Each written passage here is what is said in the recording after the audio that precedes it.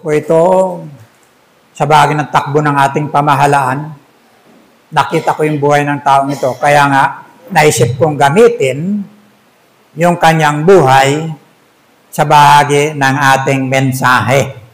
Ano po? Ang paksa po natin ngayon ay ang magagandang katangian o pag-uugali ni Jose ng 12 tribes. Yan na nakakaalam yan. Alam natin lahat yan. Si Jose ng 12 tribo. Na po. Na yung 12 tribo pong yan. Nagsimula po ngayon, noon, nagpapatuloy po yan hanggang sa tribulation period. Na po, hanggang sa huling sandali ng pagsasara ng Biblia, nandiyan pa rin ang 12 tribes na yan. Okay?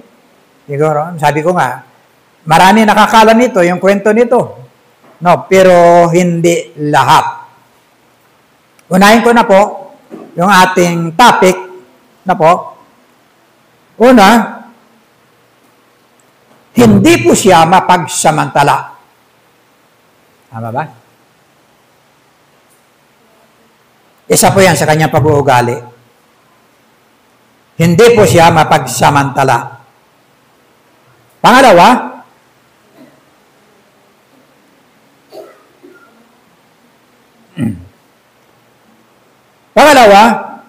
hindi siya gahaman o kurap.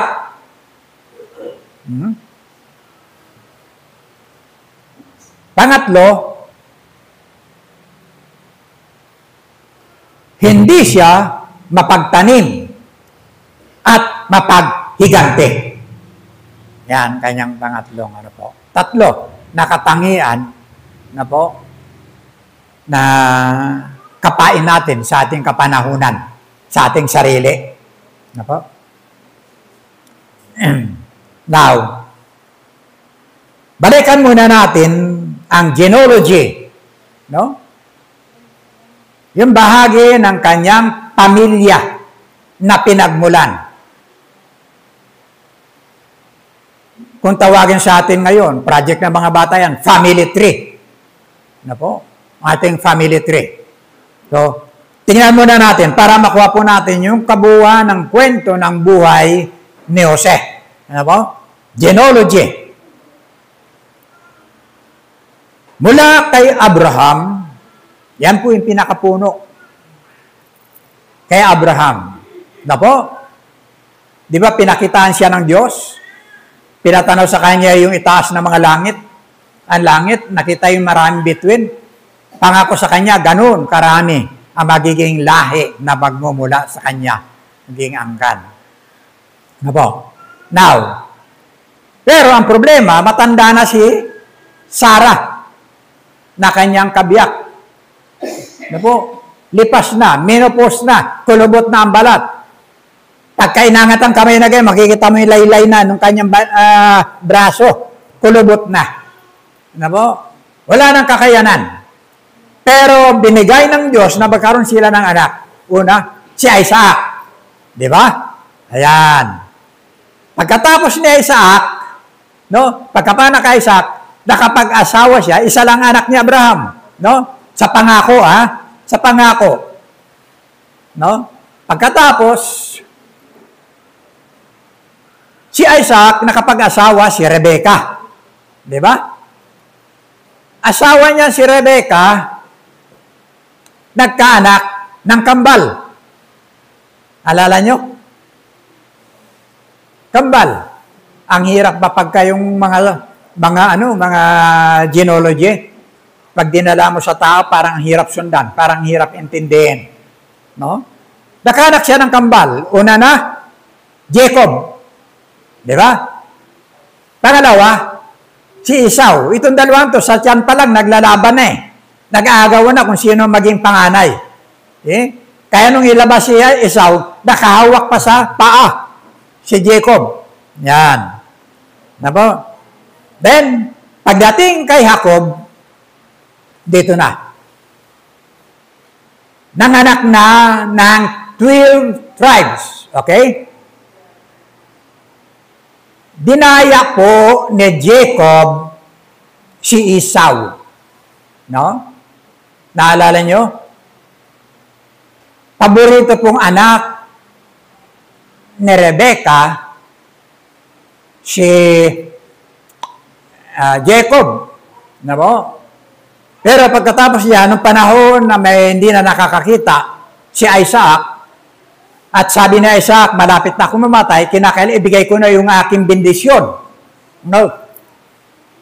At ang panganay, ang dararapat na tumanggap ng bendisyon na to, si Esau. No? Pero ang nangyari, nung marinig ito, sabi nag-uusap, sabi ni Abraham kay Esau, ihuli mo ako ng, mga usa. At pagkatapos iluto mo. No? Pagkatapos kakain ako, pagkatapos kong kumain, bebendisyonan kita. Nung marinig ito ni Rebecca, dali-dali siyang kinausap yung kanyang anak, yung kakambal. No? Si Jacob. Tapos, ang sabi ni Jacob, ang sabi ni Rebecca, magkatay ka ng kambing. At pagkatapos, tutulungan kita, suot mo yung pinakamagandang damit ni Esau. Ang ganyan. Pagkatapos, balutan mo ng balat ng kambing kasi si Esau balahibuhin. Balbon talaga. No? Balutan mo yung mga bisig mo ng balat ng kambing. Para pag hinipo ka, ang sabi niya, pagkakamalang ka na ikaw si Esau. Now, ginawa ka agad, iniluto ka agad ng ina para kay Esau, kay Jacob. Pagkatapos inihain. Ngayon, sabi niya, Ama, nandito na po. Sabi niya, nailuto ko na. Sabi niya, ba't ang bilis naman? Ang sabi ni Isaac, ba't ang bilis naman? Sabi niya, tinulungan po ako ng Diyos nyo. Yun ang sagot niya. Tinulungan ako ng Diyos nyo. Yan. Storytelling tayo, para mga bata tayo ngayon. Tinulungan ako ng Diyos nyo. Ayun. Diniluto, pagkatapos inihain.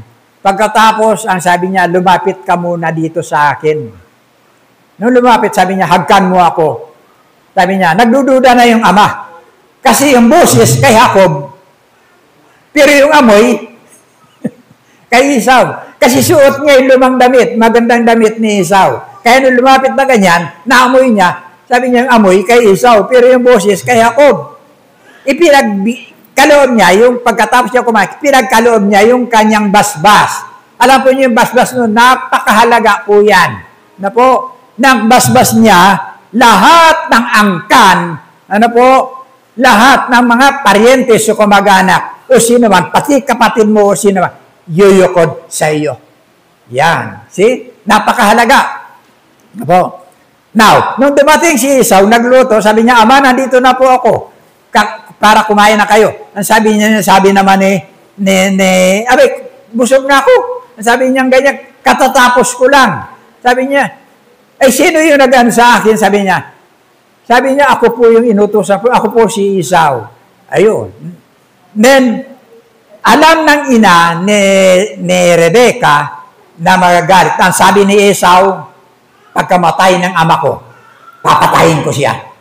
Okay? Yun ang bahagi ng galit, no, ni Esau sa kapatid. Sabi niya, niloko na niya ako ng minsan, pinakain niya ako ng lugaw, pagkatapos pinapangako niya para lang kapalit ng aking pagkapanganay. See? Tapos ngayon, niloko na naman niya ako sa bendisyon ng aking ama. Ngayon, sinabi ng kanyang ina, tumakbo ka agad. Tumakbo ka kaagad. Pumunta ka sa tiyuhin mo kay Laban. Si Laban at si Rebecca, magkapatid yan. Asawa ni Isaac, magkapatid yan. Tumakbo ka kagad doon sa tiyuhin mo na si Laban. Doon ka pumirmi muna hanggat galit ang iyong kapatid. Doon na tumakbo. Na po, si Jacob. Pagdating kay Jacob, abay nagustuhan niya yung anak ni Laban. Kasi noon, okay yun. Yung asawain mo yung yung kamag-anak mo, magpinsan buo sila, magkapatid, si Laban at si Rebecca na kanyang ina. Nakita niya si Raquel. Nagustuhan niyang maigi si Raquel. No? Pagkatapos, sabi niya kay Laban, maglilingkod ako sa iyo ng 7 taon. Diyan siguro nauso yung natin, bago mag-asawa. Yung sa mga bukid-bukid. Pinaglingkuran niya si Raquel ng 7 taon. Bunso si Raquel. Mas panganay pa. 2 anak yan ni Laban. Puro babae. Now, pagdating ng 7 taon, binigay niya sa kanya si Raquel. Asawa na niya. No? Pero ang problema, alam nyo kasi, hindi katulad natin yan eh. Sa atin, pagdating na ganyan, minsan naka-nighties na lang. Kasi panahon na ng kayo na, ang dalawa, magkakakilala na kayo. Pero sa kanila, hindi na babago, may balot pa rin, mata lang yung nakikita.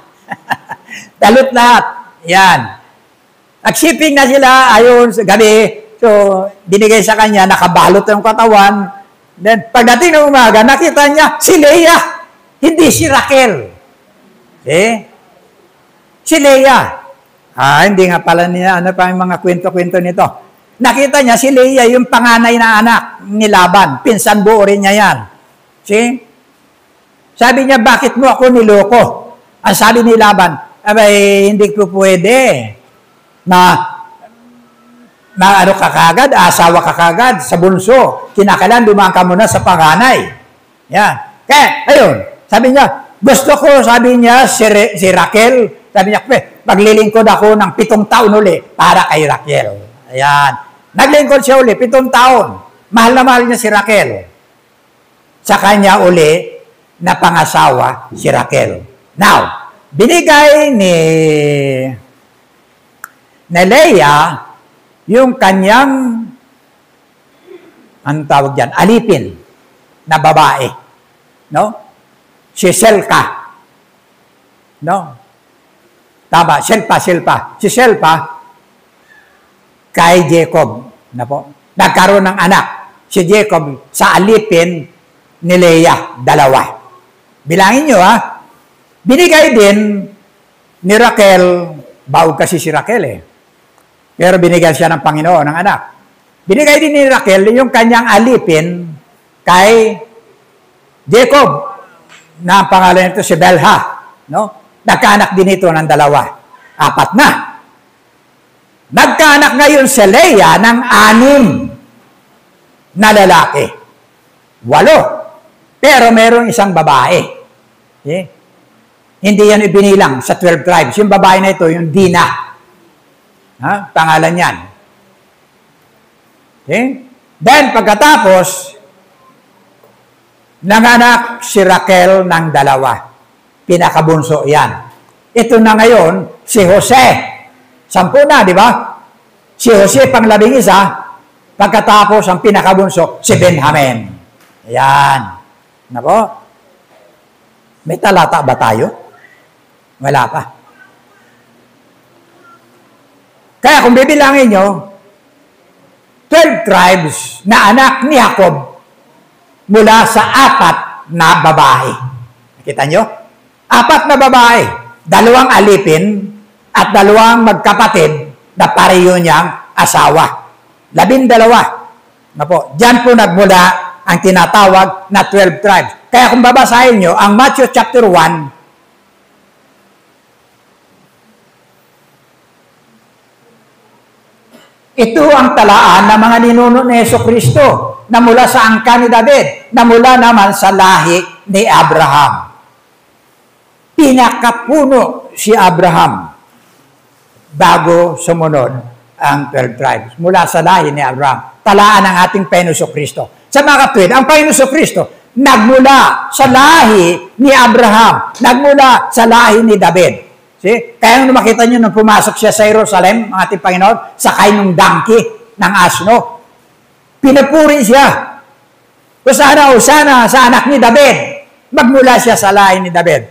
Sa Roma chapter 9, verse 5, sa kanila rin nagmula ang mga patriarka at tungkol sa kanyang pagiging tao, katawang tao, si Kristo ay nagmula sa kanilang lahi. Ang kataas-tasang Diyos ay purihin magpakailanman. Pero doon sa original Bible, yung Bible ko, ang sabi diyan, sa kanilang mga patriarka, sa kanilang mga ninuno, sa kanilang lahi, nagmula ang Kristo na nasa laman. Yan, na nasa laman. Pero Diyos na pinapupurihan magpakailanman. Yun ang kanyang kalikasan. Okay.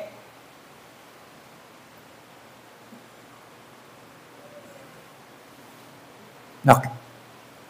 Now, tignan po natin na maging sa Revelation, tinukoy na po yung bahagi ng lahi ng 12 tribes na yan. Kaya makikita na yan sa Revelation chapter 7. Huwag mo na ninyong pinsalain ang lupa, ang dagat, o ang mga punong kahoy, hanggat hindi pa namin nalalagyan ng tatak sa noo ang mga lingkod ng ating Diyos. Tandaan niyo yan, Israel ang may iwan dito. Panahon ng ano.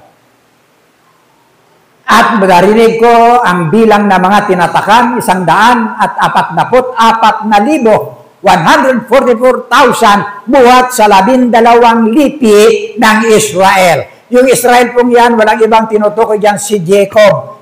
Na po, tinawag siya ng anghel na mula ngayon, tatawagin ka sa pangalang Israel na makipagbuno siya. Okay? At meron pa ba? Tig 12,000, no? Mula sa bawat lipi ng Israel. Kay Huda, lahat yan. Anak po yan ni Jacob. Ruben, Gad, Asher, Neftali, Manases, Simeon, Levi, Isakar, Sibulon, Jose, at Benjamin. Yung dalawang nahuli. Yun na po yung si Jose na 12 tribes. Na po. Kaya hanggang sa tribulation period, makikita po natin, andyan po yung kanilang lahi, pero may tatak po sila ng Diyos. See? Hindi po yan apektado sa lahat ng mga pahirap na magaganap po rito. Now, pasimula po tayo sa buhay ni Joseph. Isa po siyang tinawag, mas kilala siyang sa panahon natin na Joseph the Dreamer. Mapangarapin, panaginipin. Mapanaginipin. Na po? Sa lahat po ng mga anak ni Jacob, siya po yung pinakamahal ni Jacob. Dahil anak siya ng babaeng pinakamamahal ni Jacob. Na po? Si Jose at siyang bunso na si Benjamin. Na po? Pakikita po natin yan. Genesis chapter 37. Basahin po natin. Hanggang yan. Mas mahal ni Israel si Jose kaysa ibang mga anak sapagkat matanda na siya nang ito'y isinilang. Iginawa niya ito ng damit na mahaba at may manggas. Diba? Nang mahalata ng mga kapatid ni Jose na mas mahal siya ng kanilang ama, kinamuhian siya ng mga ito at ayaw siyang pakisamahang mabuti. See? Kita niyo yung kanilang Minsan nanaginip si Jose at lalong namuhi ang mga kapatid niya nang ito'y ikwento niya sa kanila. Sabi ni Jose, napanaginipan ko na tayo ay nasa bukid at nagbibigkis ng trigo. Tumayo ang aking binigkis at yumukod sa paligid nito ang inyong mga bigkis. You see? No? Ano ang ibig mo bang sabihin ay maghahari ka sa amin? Tanong nila. At lalo silang nagalit kay Jose. Kaya makita niyo yung sitwasyon sa loob ng kanilang sambahayan. Na po? Okay na? Verse 8. Yan na po.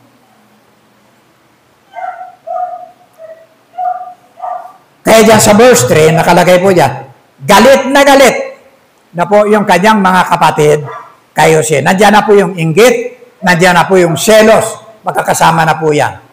Alam po nyo na pumapatay po yan? Inggit at selos, pumapatay po yan. Na po? Kaya makita nyo yung kauna-unang tao sa mundo. Di ba? Apat lang yung unang tao sa mundo. Si Adan, si Eva, si Cain, at si Abel. Pinatay ni Cain si Abel dahil sa matinding galit, selos, at inggit. Dahil minahal ng Diyos ang handog ni Abel kaysa sa kanyang handog. Makikita po yan. Genesis chapter 4, verse 3 to 5. Ayan. Dumating ang panahon na si Cain ay naghandog kay Yahweh ng ani niya sa bukid. Kinuha naman ni Abel ang isa sa mga panganay na kanyang kawan. Pinatay niya ito at inihandog ang pinakamainam na bahagi. Si Yahweh ay nasiyahan kay Abel at sa kanyang handog. Okay? Ngunit hindi niya kinalugdan si Cain at ang handog nito. Dahil dito, hindi may larawan ang mukha ni Cain sa tindi ng galit. You see? Andiyan na po yun. Na po? Kaya sa verse 8,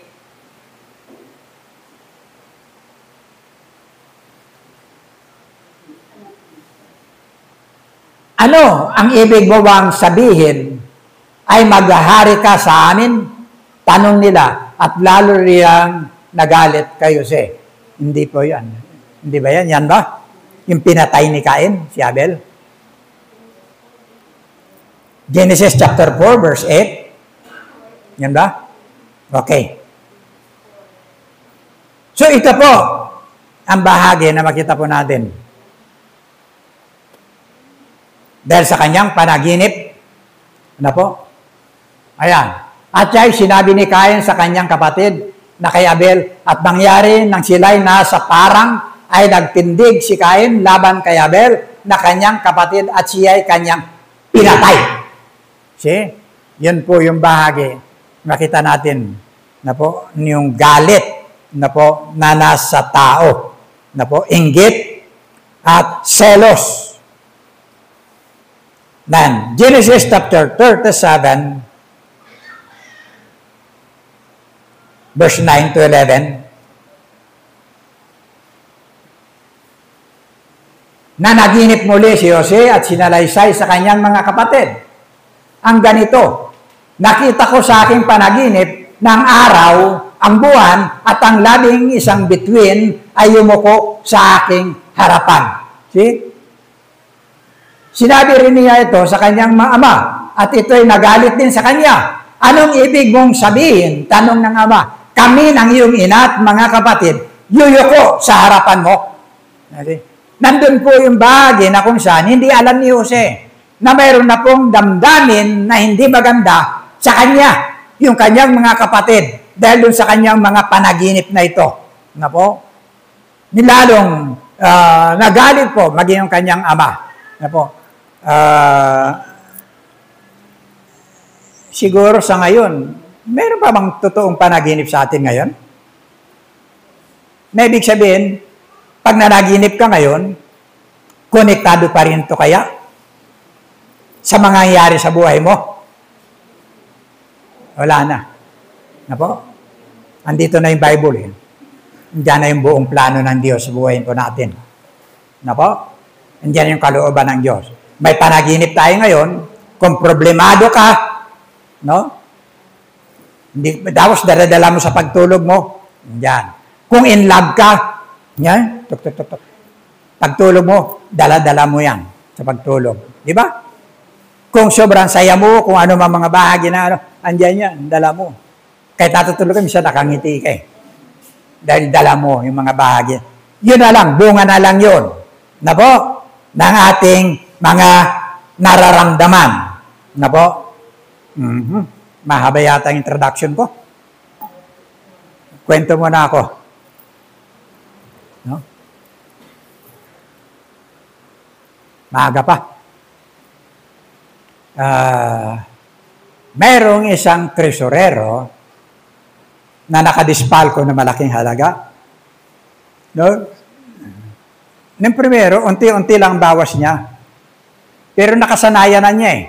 Hanggang palaki ng palaki. Nawala na yung takot. Nalibang na siya sa kanyang ginagawa. Nako, unti-unti. No? Then, nangyari na eh. Alam ba nyo, nangyari yan dito sa atin sa Palawan? Hindi nyo alam. Nakapagpatayo siya ng bahay na palasyo dyan sa Palawan, sa Puerto. Ganito.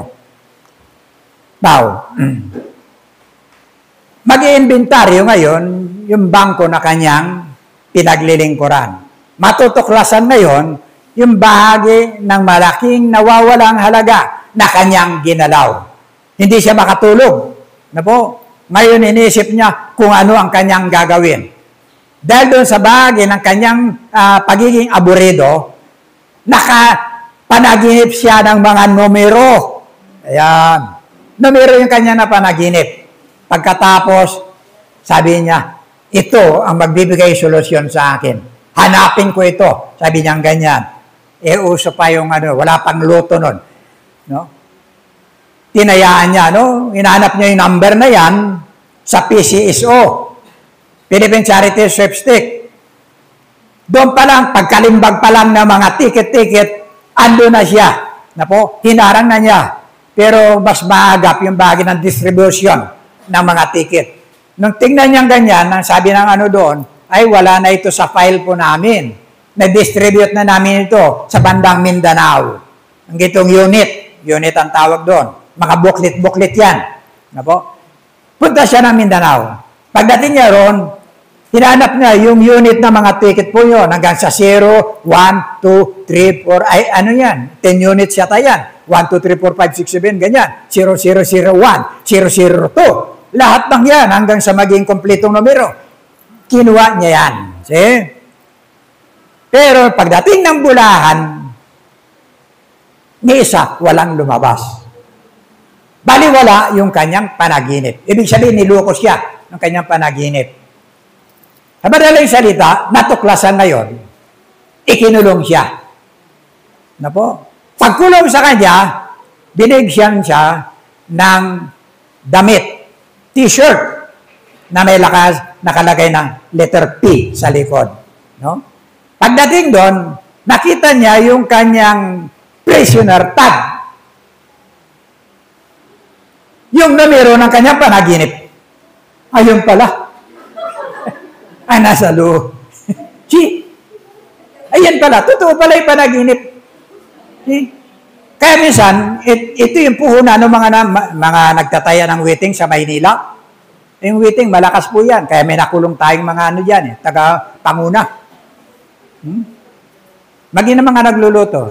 Pagka nakapanaginip ka ng ahas, wow! Tayaan mo yan. 1.18 yan. Kasi ahas, gumaganyan yan. Di ba? 1.18 yan. Sa mga mananaya, ano pa sila yan? Aktibo sila sa mga panaginip. Now, dito, balik po natin. Makita po natin dito yung chain reaction ng damdamin ng kanyang mga kapatid sa kanya. Kaya tingnan po natin, sa chapter 37, verse 12 hanggang 13, isang araw, nasa Shechem ang mga kapatid ni Jose at pinapastol doon ng kawan ng kanilang ama.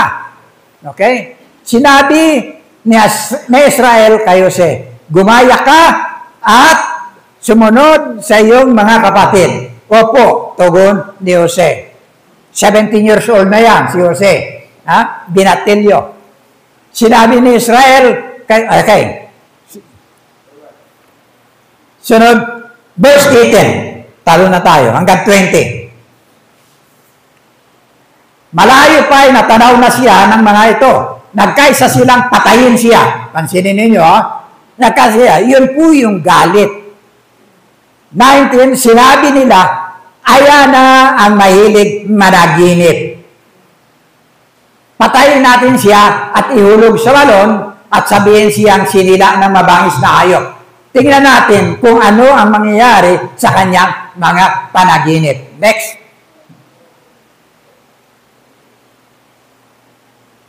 Wala na? Verse 28, andyan na yan. 23 to 28. Ayan na. Okay, thank you. 31 to 32.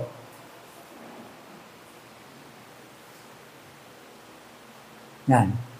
Nagpatay sila ng kambing at itinubog sa dugo nito ang hinubad na damit ni Jose. Hinubaran nila si Jose. Wala nang damit ito. Pagkatapos, dinala nila ito sa kanilang ama at sinabi, nakita po namin ang damit na ito, tingnan nga ninyo kung ito nga ang sa mahal ninyong anak. You see? Verse 34. Sinira ni Jacob ang suot niyang damit at nagsuot ng damit panluksa. Ipinagluksa niya ng mahabang panahon ang nangyari sa kanyang anak. Sa kanyang kaisipan, patay talaga si Jose. No? Nilapa ng hayop. Na po? Now,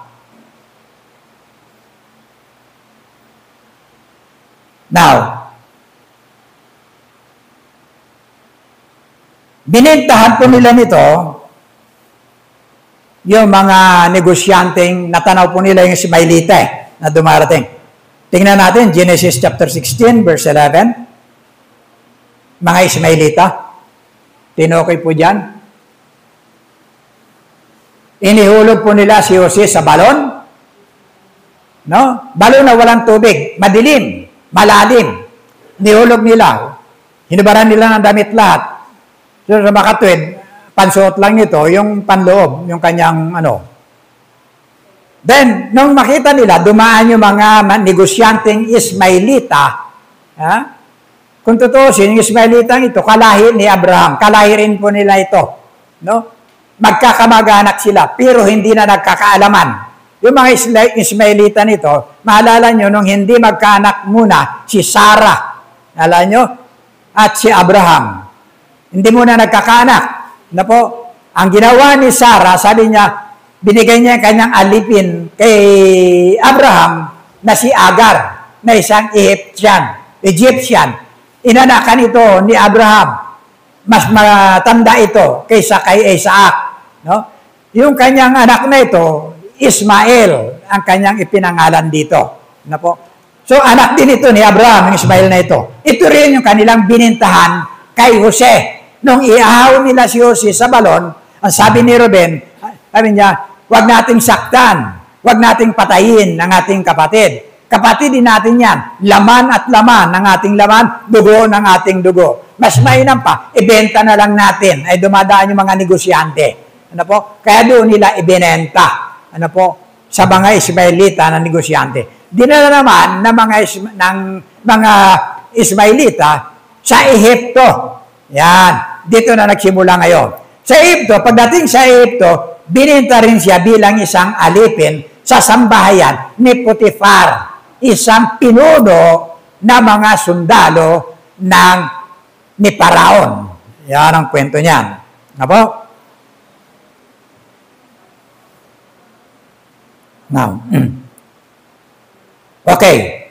Dumako po tayo ngayon sa ikalawang yugto. Genesis chapter 39, verse 1 and 3. Dinala nga ni si Jose sa Ehipto at doon ipinagbili siya ng mga Ismaelita kay Potifar, isang Ehipsyo na pinuno sa pamalaan ng Paraon at kapitan ng mga tanod sa palasyo. Diyan po. Ano po? At dito na po siya naging ganap na binata. Yan. 17 years old. Kaya kung titingnan nyo, sa Genesis chapter 37, verse 2, kunin natin yung edad ni Jose. Ayan. Ito ang kasaysayan ng sambahayan ni Jacob. Nang si Jose ay 17 taon na, nag-aalaga siya ng kawan kasama kanyang mga kapatid. Naaba, ang mga anak ni Bilha, yun na, Selpa, andyan na pala, yung mga niyan. Okay? 17 years old, si Jose. Now, dito na po siya sa tahanan ni Potifar. Na po? Naging ganap na siya na binata. Na po? Ang kanyang pag-usbong, hindi po lingid sa mata ng asawa ni Potifar. Tandaan natin, tingnan po natin, ha? No. Masasabi po rito, ang sabi diyan sa verse 6, chapter 39, verse 6, ipinagkatiwala ni Potifar kay Jose ang lahat maliban sa pagpili ng kanyang pagkain. Ano po? Ayan. At ito hindi lingid, ano po? Sa verse 7, okay, walang nakalagay dyan, ha? Yung kalagayan ni Jose. Ang sabi ng Biblia, si Jose ay isang matipuno. No? Matipunong lalaki. No po pag sinabi, at magandang lalaki. Si Jose isang magandang lalaki at matipunong lalaki. Pag tinignan natin, pag inalis niya yung kanyang damit, makikita mo siya, sa panahon na yun, maraming abs ngayon. Hindi? Yan, ganyan. Hindi katulad yung mga tiyan natin na naglalakihan. No? Maraming abs. Matipuno. Macho, guapito. Ayan. Mukhang Adonis talaga. Yung bahagi ng, wala ba dyan? Meron talata po ito, chapter 39. Ano na yan eh? Iba na yan, yung ano na yan. Okay? Ngayon, nandyan. So, hindi lingid sa asawa ni Potifar yung figura ni Jose. Maaaring sa panahon ng pagsibol ng bahagi ng kanyang pagiging macho, hindi nalilingid sa asawa ni Potifar. Dito walang binanggit kung may anak na si Potifar, yung asawa niya. Walang binanggit. So sa mga katwid, ito, nasa bahagi pa ng kabataan, yung babae pong ito. Sa bawat bahagi ng galaw ni Jose, nandun yung pansin, yung mata sa bawat kilos. Naroon na rin ang bahagi ng pagtatanim niya ng kalooban para kay Jose. No? Nung sabi niya, sipingan mo ako. Dumating ang panahon na pinagnasaan. Pansinin niyo, sa atin yan, bigat yan. Attempted rape. Babae pa, nag-attempt. Dumating ang panahon, pinagnasaan siya ng asawa ni Potifar. Sinabi nito, sipingan mo ako. See? Makikita natin, siguro sa panahon na ito, unti-unti nabuo yung mga bahagi ng kanyang pagkagusto, pagkapatay talaga. Hat na hat. Yan sinasabi. Pinapantasyan niya talaga si Jose. Nandun lahat yung kanyang kalooban. No? Nakita natin, paano siguro kung makatingin siya kay Jose. No? Mula ulo hanggang ano. Tapos kung may kilos siya ngayon, yung mga bang. Di ba? Ganyan yun. Yung mga akit, ganyan yun. Palagay ko, sabi ko nga, pag naligo siguro to, yung batad niya, kalati puro ibang mamali, mga pabango. Tapos kalo sa tubig. May kung ano na pang mga bulaklak. Di ba? Paano mga nakalagay. Ganyan may yayaman eh. No? Pinakita po rito yung bahagi ng iba na yung kanyang kalooban. Kumbaga sa thermometer, pumapalo na siya ng 47, 48. Lagnat na talaga. Didelirio na talaga. Di ba? Yan. Sipingan mo ako. Grabe, hat na hat. At maaaring, bago po magsalita ng diretsyahan po ito, na po, yung babae pong ito, marami ng bises na nagpo-flirt. Ha? Nagpo-flirt. Yung pinadarama na yan sa tingin, nadila, yan. Nagpo-flirt kay Jose. See? Pero ang lahat ng ito, ang sabi ng Biblia, sa verse 89, tingnan nga natin. Tumanggi si Jose at ang sabi, panatag po ang kalooban ng aking Panginoon, sapagkat ako'y narito, ginawa niya akong katiwala. See?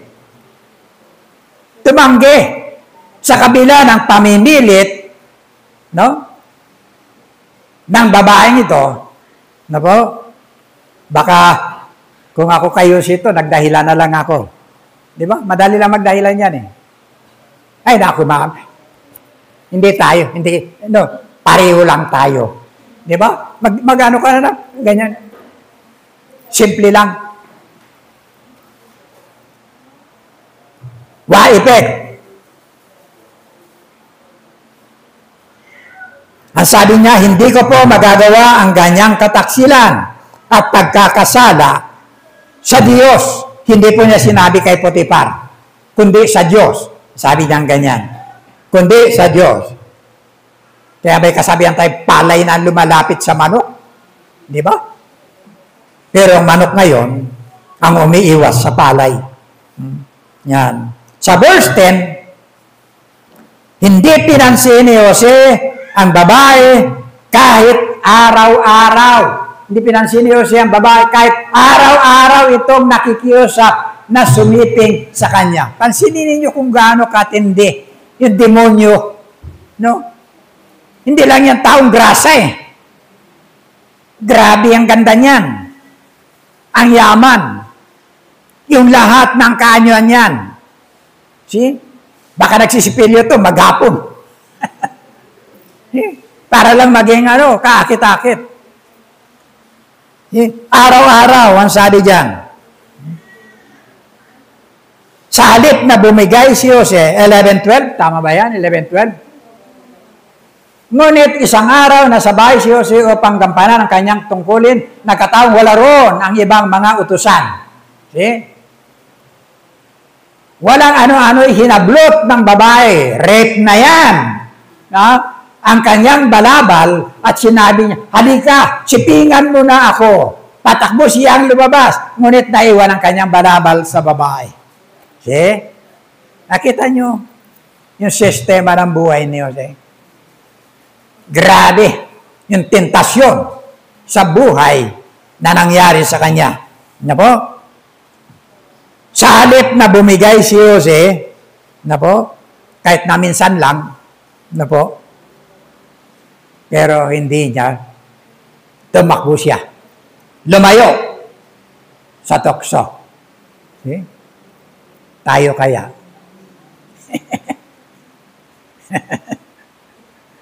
Tumakbo sa tukso. Problema, naiwan niya yung kanyang balabal. Yun ngayon ang ginamit laban sa kanya. Sumigaw yung babae, tinawag lahat yung kanilang alipin na lalaki. Pansinin nyo maraming alipin na lalaki. Hindi lang si Jose, pero kay Jose, patay na patay siya. Tinawag para huliin si Jose. Pagdating ni Potiphar, nagsumbong siya, at pagkatapos, pinakulong ni Potiphar. Pansinin nyo yung buhay ni Jose. Na po, simula sa kanyang mga kapatid, pinagtangkahan siya. Ngayon, nandun na naman siya sa kulungan. Hindi madaling araw, hindi madaling oras lang yung kanyang panahon ng kanyang pag-aano sa bilangguan. Matagal. Mahigit 2 taon yan. Na po? Now, nandiyan na po.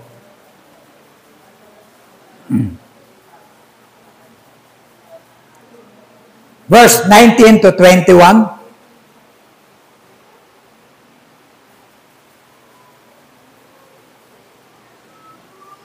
Nagalit si Potiphar na marinig ang sinabi ng asawa. Natural, paniniwalaan niya yun. Kaya't ipinahuli niya si Jose at isinama sa mga bilanggong tauhan ng Paraon. Ngunit si Jose ay hindi pinabayaan ni Yahweh. Ang bantay ng bilangguan ay naging napakabait sa kanya. Pansinin niyo, maging doon sa loob ng bilangguan, nandun pa rin ang Diyos. Kapiling niya. See? Alam niyo sa panahon natin, delikado pagka nakulong ka na magandang lalaki ka. Alam ba niyo kung bakit? Inaalagaan ka pagdating sa loob ng kulungan. May tinatawag yan ng mga maestro, bastonero. Yan. Aalagaan ka. Inaasawa ka. Yan. Yan, totoo po yan. Okay? Pero dito, sinabi dito, naging mabait sa kanya ang bantay bilangguan. Yung nandun mismo, bilanggo rin yan. Pinaka-maestro. Na po? Ang katunayan yan, pinamahala siya na nangangasiwa sa loob ng bilangguan. Na po? Now, doon sa mga bilanggo, mayroong 2 na nagtatrabaho sa kaharian ni Parao. Na naginip Yung isang panaginip niya, panadero siya. No? Luluto ng tinapay. Nung sila Isay kay Jose, pinaliwanag niya kung anong kahulugan. Sabi niya, ikaw, palalayin ka sa loob ng 3 araw, papatayin ka. See? Yun doon sa nagluluto ng tinapay. Doon sa nagsisilbi ng alak, ang sabi niya, babalik ka sa iyong tungkulin. No? Now, pagdating mo sa kaharian, ang sabi niya, alalahanin mo rin ang kalagayan ko. Banggitin mo rin ako, ang sabi doon sa isa. Na po? Pero tumagal na po yung panahon, nawala na po sa isip ng tao pong yun. Na po? Nung managinip ngayon si Parao, no? Dito nagsimula ang buhay ni Jose. Yung pagiging kamay ng Diyos na binatak siya sa isang bahagi ng kagandahan. Na po? Nung managinip si Parao, nasaan na ba yun?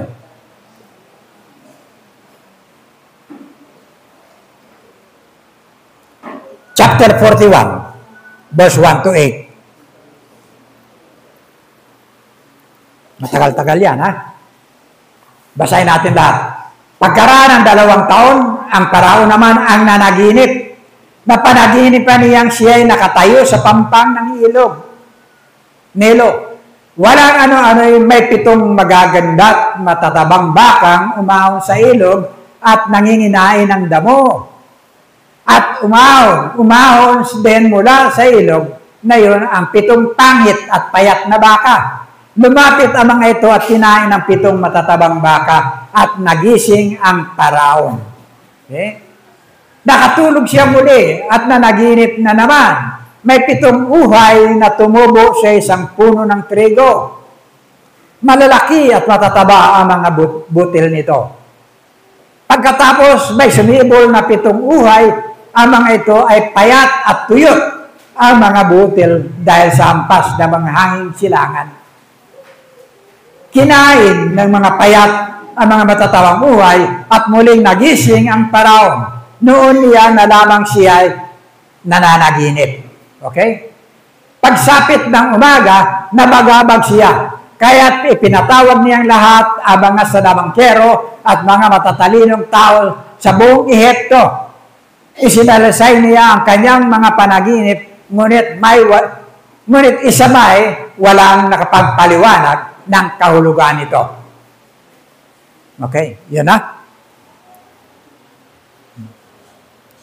Hanggang A. So, nakita po natin dito, saka po naalaala nung nagsisilbi ng alak na po ang kalagayan ni Jose. Kaya sinabi niya kay Parao, mayroon po akong kasama doon sa loob ng bilangguan na nagpaliwanag ng aking kalagayan, kaya ako nabalik sa aking tungkulin. Yung isa naman, sabi niya, pinatay. Lahat ng ito, sabi niya, naipaliwanag niya ng maayos. Pinatawag niya si Jose. Nandun na po sa harap na ano po. No? Ang sabi rito, verse 15,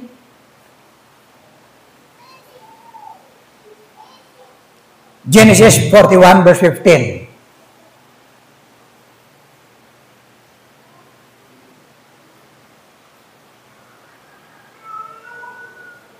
Diyan din, chapter 41 din, verse 15. Yan. At sinabi ni Parao kay Jose, ako'y nanaginip ng isang panaginip at walang makapagpapaliwanag at nabalitaan kita na pagkarinig mo ng isang panaginip ay naipaliwanag mo. Okay. Verse 15. Sumagot diyan si Jose sa verse 15, hindi po ako ang nagpapaliwanag. Ang Diyos po ang siyang nagbibigay ng katugunan sa inyong mga katanungan. Na po? Ba't hindi ko yung talata ko rito, yung mga verses ko rito? Ayan na nga. At walang makapagpaliwanag. Ay, hindi. Okay? Verse 37 to 44.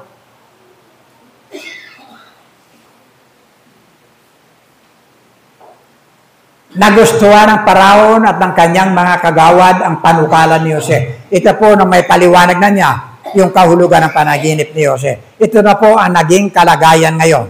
Na po? Ang sabi niya, sinabi nila, bakit pa tayo hahanap ng iba samantalang nasa kanya ang Espiritu ng Diyos? Kaya't sinabi ng Paraon kay Jose, ang Diyos ang nagpakita sa iyo ng lahat ng ito, kaya't wala nang higit pa sa iyo sa karunungan at pang-unawa. Ang sabi niya ganyan, ikaw ang pamamahalain ko sa buong bansa. Buong bansa, ha? At susundin ka ng lahat. Ang aking trono lamang ang hindi mapapasa iyo. Pansinin ninyo. At ngayon, inilagay kitang gobernador ng buong Ehipto. Ayan. Inalis ni Paraon sa kanyang daliri ang singsing na pantatak, approval. No? At isinuot niya kay Jose, binihisan niya ito ng damit na lino at sinabitan ng gintong kwintas sa liig. Pansinin ninyo. Okay po? Pinagamit kay Jose ang pangalawang sasakyan ng hari at binigyan siya ng tanod pandangal na nauna sa kanya at sumisigaw, lumuhod kayo! Sa gayon, ipinailalim sa kanya ang pamamahala sa buong Ehipto. Pansinin niyo yung kapangyarihan ngayon. Na po? Na kay Jose. Nagkakatotoo na yung laman ng mga panaginip. Ano po? Nagkakatotoo na yung basbas ni Isaac sa lahi ni Jacob. Ano po? Now, nandiyan na po yan. So, makita po natin, sa bahagi ng kanyang posisyon, kasi mag-isa lang siya. Ginawa kitang gobernador. Hindi siya katulad sa atin ngayon. Merong presidente ngayon, may cabinet member yan. See? Merong mga senador. Merong mga congressman. Siya gobernador. Buong bansa, tinitingnan ko kagabi, pinag-aralan ko po, tinitingnan ko yung mapa ng Ehipto, grabe ang lapad, grabe ang lawak. Samantalang sa atin, ganyan lang, Palawan. Grabe ang lawak. See? Nag-iisa lang siya. Lahat ng kanyang utos, lahat ng kanyang gagawin, suot niya kanyang singsing, pantatak, pag inukihan niya yon, masusunod ang lahat. Nasa kamay niya yung buong kapangyarihan ng Ehipto. Kung ano ang kanyang ibigin, magaganap. Kung ano ang kanyang ipag-uutos, susundin. Walang pakialam si Parao, wag lang kunin ni Jose yung kanyang luklukan. Siya ang pumapangalawa kay Parao. Pero makita po natin, na po, sa bahagi pong ito, hindi po si Jose gahaman. Hindi po siya kurap. Hindi po siya isang mandarambong. Nakita po ninyo? Higit siyang mapagkakatiwalaan. Yan po yung buhay ni Jose. Hindi siya mapagsamantala. Hindi niya ginawa ng masama ang asawa ni Potifar, kahit ikinulong siya. Nakakaawa, yung sabi niya sa kanyang sarili, nakakulong siya. Ang sabi niya doon, sa Genesis, balikan natin, Genesis chapter 40, verse 15, ito'y binabasa ko, sabi ko, naawa ko sa kanyang kalagayan. Ayun, sabi niya, ang totoo'y kinuha lamang ako sa lupay ng mga Hebreo at wala akong nalalamang dahilan upang mabilanggo dito. Pansinin niyo, nakakaawa. Walang dahilan, wala siyang alam ni anumang kasalanan kung bakit nagdanas siya, inulog siya sa balon, pinagmalupitan ang sarili niya mga kapatid. Pagdating doon, pinagbintangan siya ng gahasa, pinagbintangan siya. See? Na nakulong siya, na wala siyang anumang ginawang kasalanan. Kakaawa. Wala siyang alam. Inosente sa lahat. Pero ngayon, nandito na lahat. Yung mga bagay na nasa kanyang harapan, mga bagay na nasa kanyang kamay, yung kapangyarihan na ng buong bansa ng Ehipto. Pero never siya naging corrupt. Kasi yung lugar natin ngayon. See? Bibigyan ka. Mga yan, pe-present po yan ng kanilang mga proyekto. Kung congressman ka, pe-present ka ng project mo. Ito, ganito project ko, ganito, kailangan ko ganito. Dadaan ka ng DBM. Development, ano tawag yan? DBM, project, DBM. Na po? Tapos, dadaan ka ng finance. Pipresent mo lang. Dadaan ka ngayon sa Senado at Kongreso. Kabiral, ang tawag yan. Bicameral, tawag yan. Pagkatapos, pag inaprobahan na yan, saka kaaprobahan ng Senate President, saka aprobahan ng Speaker of the House, saka tutuloy sa bahagi ng Presidente ng Pilipinas. Final approval ang Presidente ng Pilipinas. Lahat ng yan, ng mga flood control na nagaganap dito, aprobado yan ng Presidente ng Pilipinas. Hindi yan po pwede magre-release ng anuman nang hindi aprobado ng Presidente ng Pilipinas. Kaya ngayon makikita niyo, ang daming nagrarally dyan. Ang unang nirarally dyan, patalsikin ang Pangulo. Kasi dumaan yan sa kanya. Pero ang problema, kaya nga na magsunas siya ng bandang huli. Simula na kulungin ang lahat ng mga korap sapagkat nakita na niya ang naging resulta ng kanyang approval. Yung dapat na tulong ng mga taong inaprobahan niya, no, na dapat gamitin sa taong bayan, isinaksak lang sa bulsa. Yun po yung nangyayari po ngayon. Ganito ang ating bayan sa ngayon. Hindi pwedeng magsabi yung Pangulo, hindi ko alam yan. Dumaan yan sa kanya. Inaprobahan niya lahat yan. Approval po niya yan, lahat. Kaya lang, hindi niya alam kung saan o hindi ginamit sa tamang pondo na talagang dapat. Kaya ngayon, ang desisyon niya, lahat ng yan, tatapusin, imbestigahan may kasalanan. Parusahan ang may kasalanan. Yan po yung ating bayan. Kaya, pinag-aralan ko to, dinadala ko ngayon, sapagkat ito yung buhay ni Jose, na naging halimbawa po sa atin, sa kasalukuyan. Ano po? Hindi siya, ano po, gahaman. Higit siyang mapagkakatiwalaan. Last, hulihin natin. 3, maaga pa. Wala pang alauna.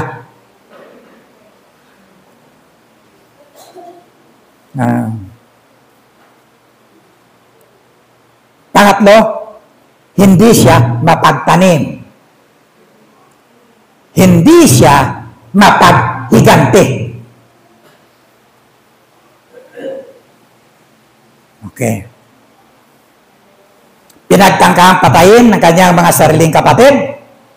Pansinin nyo, inihulog sa malalim at madilim na balon, ipinagbili, binagbintangan ng gahasa, ibinilanggo ng matagal.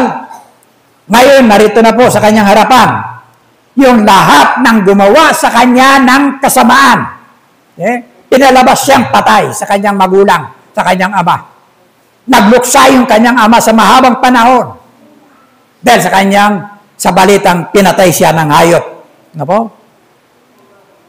Lahat ng kasakitan naranasan ito. Ano po? Kaya nung makaharap na po niya, yung lahat-lahat ng yan. Kung nababasa lang po, basahin lang yung kanyang kwento niyan. Nakita niya, nilagay niya sa pwesto, pinakain lahat sa isang lamisang mahaba. Kusa niyang inilagay pagkakasunod-sunod. Yung kanyang mga kapatid nagtataka, bakit ganito? Nakahilira sa sunod-sunod yung kanilang pagiging magkakapatid, yung gulang. You see? Dating doon. Now,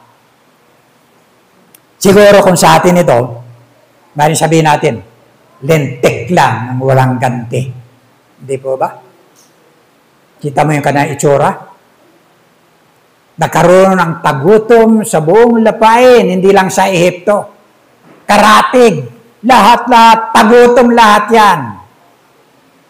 Yung baka dito, sign ng kasaganaan, matataba. Yung 7 baka, sign ng kahirapan, tagutom, 7 taon. Tikita niyo yung pamamaraan ni Jose, kung paano niya isaayos ang lahat, paghandaan ng lahat, na nag-iisa lang siya. Okay?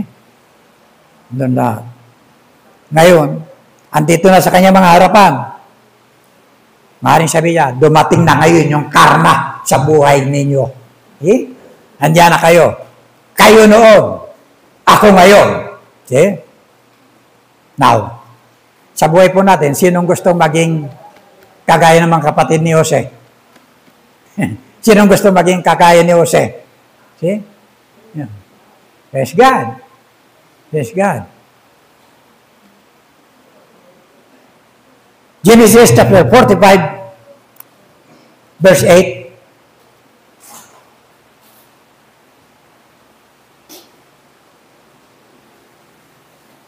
Okay? Genesis muna, no? Tingnan natin.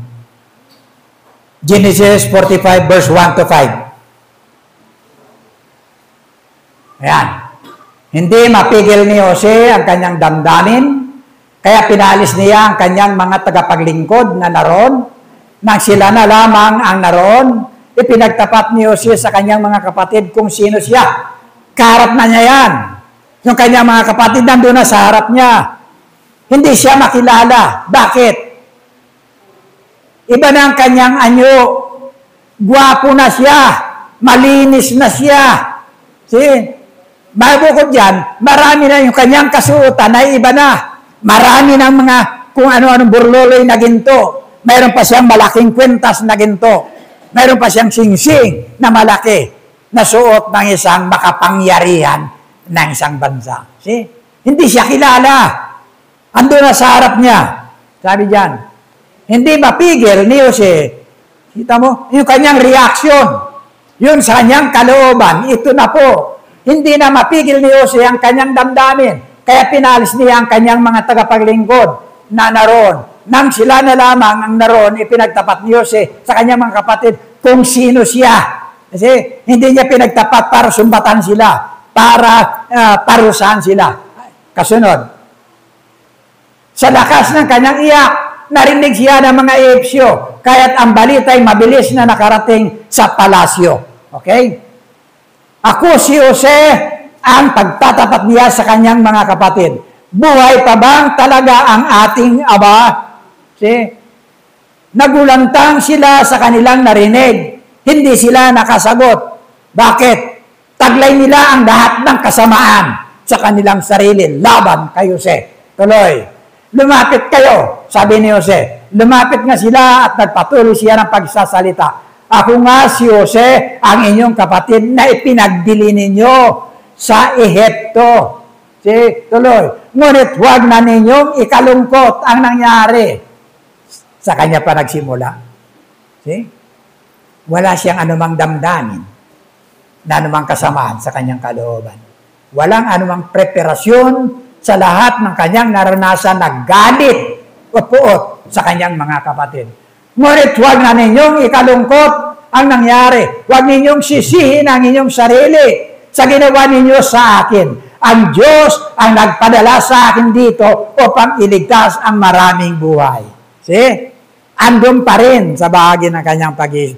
Sa lahat ng kanyang karanasan, hindi naalis yung Diyos sa kanyang buhay, sa kanyang pag-iisip. Na po? Okay? Ano pa? Verse 13 to 15. Ibalita ninyo sa ating Ama ang taglay kong kapangyarihan dito sa Ehipto at ikwento ninyo ang lahat ng inyong nakita. Hihintayin ko siya sa lalong madaling panahon. Okay? Tuloy. Umiiyak siyang niyakap si Benjamin, yung kanyang kapatid sa ina, sa ama. See? Umiiyak siyang niyakap si Benjamin. At ito naman umiiyak din yumakap kay Jose. Sila talaga tunay na magkapatid, ama at ina. Patuloy siyang umiiyak habang isa-isang hinahagkan ang ibang kapatid. Grabe! Kung sa atin kaya nangyari yan. Na po? Yung mga tao na gumawa sa'yo ng kasamaan. na halos patayin kanila. Andito ngayon sa harap mo. Kaya mong yakapin. Ni katiting wala siyang sumbat na anuman. Yung kanyang halik, isang halik ng pangunawa at pagmamahal. Kalakip ang pagpapatawad. Pero tayo, konting sama lang ng loob mo, hindi mo na mabati. Di ba? Malimit yan sa bag-asawa sa loob ng bahay. Konting diferensya lang. Di ba? Pero ka! Yeah.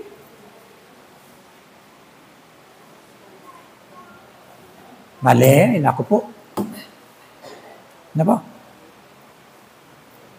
Pansinin pa ng mga minamahal.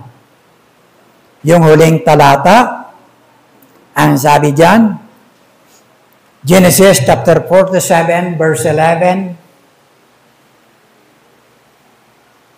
sa utos ng Paraon, tangay niya, pati kalooban ng Paraon. Ibinigay ni Jose sa kanyang ama at mga kapatid ang pinakamabuting lupain ng Rameses sa bansang Ehipto. Ito ang kanyang ganti. Sa lahat ng kasamaang ginawa sa kanya, kabutihan lahat ang kanyang iginanti sa kanyang mga kapatid. Grabe. Mahaba ang ating mensahe pero malaman. Na po? Makikita po natin yan. Inaari niya na ang lahat ng kahirapang, kasikatan, kasakitan, kalupitan na kanyang naranasan ay kalooban ng Diyos. Sa buhay po natin, patuloy na kumikilos ang iba't ibang kaparanan ng Diyos. Tandaan lang po natin, mga minamahal, mayroon pong espesyal na layunin ng Diyos sa ating mga buhay. Minsan nagdaranas tayo ng mga kasakitan, nagdaranas tayo ng mga kawalan, nagdaranas tayo ng mga bahagi ng mga kabigatan. Pero tandaan natin, kapag may Diyos tayo sa ating buhay, hindi tayo lumalakad ng ayon sa ating sarili. Lahat ng panuntunan, mabuti man, masama, o ano mga bagay na nagaganap sa ating buhay, mayroon pong plano, mayroong layunin ang Diyos sa ating mga buhay. Finish line sa ikabubuti ng lahat.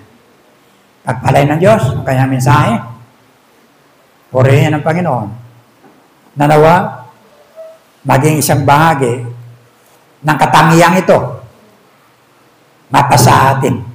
Na po? Hindi siya mapagsamantala, hindi siya gahaman, mapaglamang, kurat. Ano po? Hindi siya mapagtanim. Higit mapagiganti. Higit sa lahat. Mapagpatawad. At mapagmahal. Tayo po'y manalangin. Ang mabanal, marami po salamat sa mga salita. Kwento ng isang buhay. Pero kapupulutan po ng mga dakilang aral. Salamat po sa buhay ni Jose.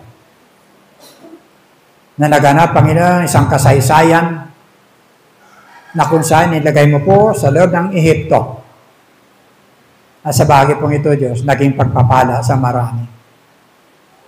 Pagpalay mo po saan buhay. Ang mensahe pong ito, na magkaroon man kami ng mga ganitong karanasan.